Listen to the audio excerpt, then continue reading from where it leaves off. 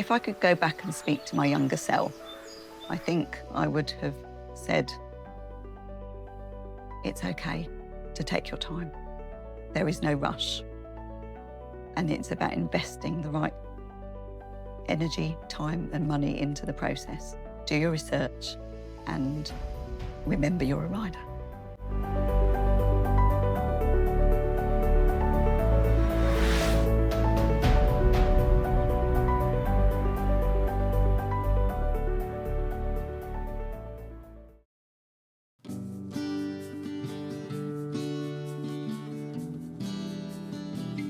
My journey to motorcycling first began in my 20s when I rode pillion. But then life took a different direction and it just was put on the back burner. Didn't really think about it again for many years. And then I turned 50. And then I watched Mission Impossible, Rogue Nation, saw Rebecca Ferguson racing around on a motorbike, and I'm like, I could do that. Once I'd really got over the challenge of learning and actually started to be able to enjoy it, it's just indescribable. It's just so exhilarating, really exciting, and absolutely love it. When I first decided to have a lesson, the introductory lesson, I was very excited, and everyone had told me how easy it was going to be and I would love it, and I would get my CBT in a day and then I'd be off riding my 125 that I'd bought. The reality, however, was very different, because when I got there, I realised that I had no idea what I was doing and I was terrified. And I realised at that point that it was going to take a little while for me to get to the point where I was actually going to be able to enjoy it. When I first became a rider, motorcycling made me feel anxious, full of dread, frustrated, and constantly questioning my sanity. Why am I putting myself through this? It is so hard. I'm not enjoying it. Why did I think I could do something like this? If you imagine athletes on a start line on an athletics track, all lining up at the start line, I was quite a way behind the start line, and it took me a lot of hard work, a lot of determination, a lot of self-talk, self-encouragement, self-coaching to actually keep going at times when I really didn't feel like I was making any progress. So the first lesson I had, I fell off 3 times on a scooter. And at that point, I was extremely concerned that maybe I wouldn't ever be able to get the hang of this. But I was able to then remind myself that it was just simply because I hadn't been taught yet. And I was at the very beginning of that learning journey. And as long as I kept showing up and as long as I kept going, and I learned from the things that went wrong, then I would get there just as I've achieved anything else in life, and just like anything we learn. And I did drop the bike quite a lot of times through my learning journey, and I now don't worry about it because I know how to not drop it, and also make sure that if I do, I know what to do to manage the situation. It became very clear to me very early on that riding is just as much about mindset as it is about skill, because when you're on the bike, you're very exposed to all the elements and you're also learning new skills. There's a lot to think about. It's a whole body, whole brain experience. And so any tiny little things that might make you feel uncomfortable when you're driving are much more amplified when you're on the bike. I just had to allow the time for my nervous system to trust that I was learning the skills to keep myself as safe as I can. So when I first started riding, I wasn't really linked into communities where people were struggling. It was all where people were doing very well, and I felt very much like the only person who was having this problem. But gradually I came across other groups on Facebook where the same kind of issues were being raised as that I was dealing with, and that was very reassuring. It made me realise I'm not alone. Everybody was trying to manage in their own way, but there wasn't anything really concrete to support them, and that's where I realised that I could help. Motorcycle culture, I think, is very interesting because there is no one culture. It might be one sort of community, but it's very much sort of broken down into lots of different elements. And I think one of the things that's really important is to find the right community or the right motorcycle culture for you, somewhere where you feel that you can open up and talk about your struggles rather than feel like you've got to not admit to anything. And that's one of the reasons why I've created the community that I have, because it's a safe space where people can come and share their riding anxiety and not feel like they're going to be judged and not feel like they're going to be laughed at or made to feel inadequate. So the sorts of confidence struggles that riders often keep to themselves are fear of getting hurt, fear of dropping their bike, worrying about cornering, worrying about right turns. There's so many things that people worry about but don't always feel able to sometimes even identify what the problem is, but just know that they're not feeling it like other people say they should be. So we know that riding is seen as a great form of therapy and is a wonderful experience when everything's aligned. But if something's feeling out of place, it doesn't feel enjoyable, it doesn't feel like therapy, and it can feel very much like a burden. And that, I think, is something that riders often feel reluctant to talk about because they think they're the only one that's feeling that way. There were many times when riding felt difficult for me, especially in the early few months when I was learning on my 125. And I'd initially started on a scooter. I did my CBT on a scooter and then did geared conversion because I just found trying to learn everything about riding all at once was just too much for my brain. And in the early days, I often procrastinated about going out. I'd get my gear on and then I'd go and sit on the bike and then go, no, I can't do it.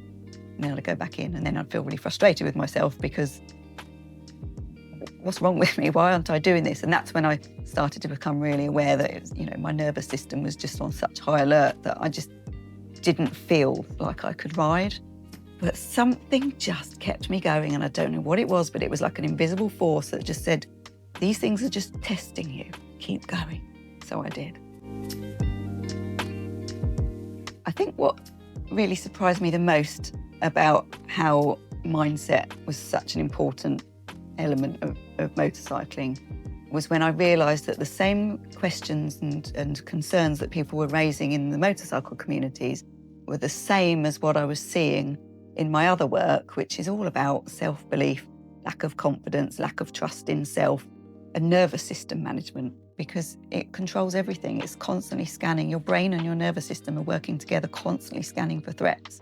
And whilst I was aware that we all have a nervous system and that it has, activated in myself in times in the past where I've been in situations of danger, I didn't appreciate just how much it plays a part in everyday riding. And once I realised that was the key to actually overcoming rider confidence issues.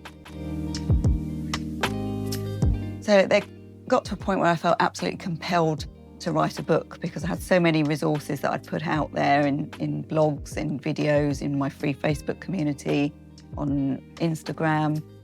And I really felt it needed to be pulled together into some kind of logical order, take riders on a journey and be a resource that I could signpost people to instead of it being sort of one bit over here and another bit over there, just bring it all together into one place. And that once I did that, it consumed me because I realised that I just needed to put it all together and get it out there as quickly as possible. So the title of the book was something that came to me whilst I was out running one day. And I'd been puzzling over the title. I wanted the title to be something that does what it says on the tin and that was something that would be memorable. All of a sudden, Remember You're a Womble popped in. And that's a song that was very much a feature of my childhood, as it was for anyone who's a similar age to me and who grew up in the UK. And I started to think about it as a concept for the book. And when I got home from my run, I Googled it. So what is it all about? What is Remember You're a Womble all about? It's all about the identity of being a womble. And of course, my book was all about the identity of being a rider. So the Remember You're a Rider just rolled off the tongue, and I just thought that sounds perfect. And it's really funny because now I see a lot of comments from people who say, does anyone think of the wombles when they look at this book? And I go, good, because that's what the title came from. and that means it's doing its job. So when I was writing the book, I noticed that it was starting to change how I saw myself and also my own position within the riding community, because I was writing about imposter syndrome, and I was starting to feel imposter syndrome and starting to know, who am I to write this book and put it out there? Because I'm brand new to the industry, really. I've only been riding a couple of years. And I really had to work hard on using the concepts from the book on myself in order to be brave enough to actually hit the publish button. I just felt this acute need that was out there, that I needed to get this book out there as quickly as possible. I was just completely blown away by the fact that once it was published, it hit the #1 spot on the Motorcycle Reference Amazon bestseller list and stayed there for 3 whole days and knocked some of the really big names off the top. That just made me feel incredibly proud that this piece of work was having such an impact already, and the feedback that was coming through very quickly was just really encouraging. So that imposter syndrome thing that I was feeling was able to be put to bed. So I think the biggest mental barriers that new and nervous riders tend to face is a lack of trust. Suddenly the security blanket has been taken away and they're out there on their own. They haven't got an instructor behind them. Unless they're riding with other experienced riders, it can be a very daunting experience to suddenly realise, oh my goodness, I'm out on my own. I might have this certificate that tells me I'm competent, but I don't feel it. And it's this chasm that we can sometimes feel between passing our test and actually feeling competent enough in themselves and potentially also in their bike. Because I think when we're doing anything new, we're out of our comfort zone. That's natural. That's always going to be the case. But I think when you're learning something where the risks are potentially very high, that's amplified. And there's this conflict between, I really want to learn how to ride, but I'm also terrified and know I can't do it, and I don't trust myself to remember what to do when it matters. And that can really be internalised, and we can get stuck in a loop, because then what happens, of course, on a bike, we need to be relaxed. Our body needs to be relaxed and we need to be focused and alert. But when our nervous system goes on high alert, which is what happens when it's trying to protect us and keep us safe, is that we end up stiffening up because we're ready to do the fight, flight or freeze. And our primitive nervous system is expecting us to go into battle with something or run away from something or hide from something. Whereas on the bike, we need to keep that relaxation and be able to move with the bike. And of course, when we're feeling very nervous, we can't. And of course, that then makes it more likely that something's going to happen. We're perhaps going to drop the bike or make a silly mistake or anything like that, which then further amplifies the problem, and we get stuck in this loop that we maybe don't feel we can break out of, and then riding stops being enjoyable. It starts being something we dread, and we lack that trust that we can do it, and that evidence just continues to build that we can't do it. So the way that my book helps riders rediscover their joy and build their confidence is firstly to help them see that their nervous system is just protecting them and that they are having a normal response to a risky situation. The difficulty that, of course, we have to overcome is to build the trust in ourselves, and that can only happen through learning and practice. But of course, when we're feeling very nervous, we can procrastinate and put practice off. So it's about helping riders to recognise what's going on, understand what's going on underneath the surface. And my book in the early chapters talks very much about the problem, what's going on, why is it happening? And then gradually through the book, I steer riders to do the exercises within the book to help them to overcome these fears and these struggles at their own pace, and also know and understand how to advocate for themselves with their instructors and find the right kind of training school for their needs. So rather than just going to the nearest or cheapest school, to actually do a bit of research, because we invest a lot of money in training and we want to make sure we're getting the best out of it. And, you know, in my opinion, what price our safety at the end of the day? You know, how much is our life worth? So by being able to help them to advocate for themselves and understand what they need, that can really help to transform from being nervous and dreading lessons to actually I'm working in partnership with my instructor.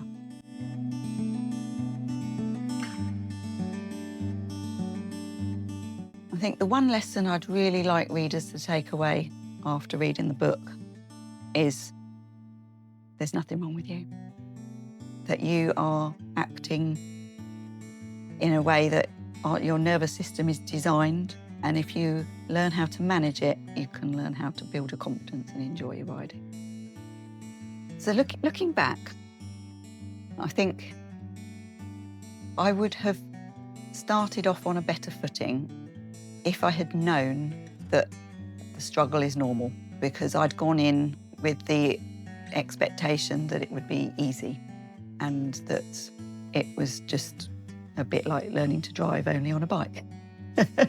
When in actual fact, they couldn't be more further apart from each other in terms of the experience in many ways.